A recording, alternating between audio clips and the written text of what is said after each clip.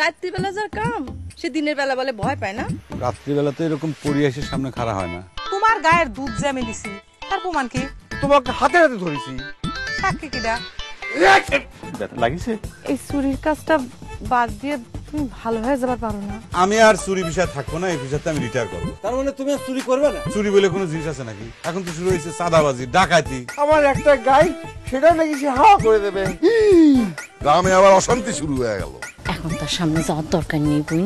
তোমার স্বামী আমাকে মারে ফেলাবি? শের আলী সাহেব পুরো গ্রামের মধ্যে তোমাকে ধরবার জন্য 900 প্রহরী নিয়োগ দিয়েছে। আমি যা করি সব আমার এলাকার বাইরে, শুধুমাত্র প্রেম ভালোবাসা করি আমি আমার গ্রামে। যে হাত দিয়ে তুই চোরে সেভ করেছিস, সেই হাত দিয়ে তুই আমার গাল স্পর্শ করবি? অসম্ভব। এটা কি কয় রাজনীতি?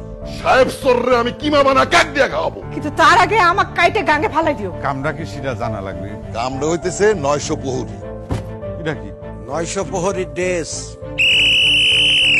হুঁশিয়ার, সাবধান। আমরা বাঁচে থাকলে একসাথে বাঁচবো, মরে গেলেও একসাথে মরবো।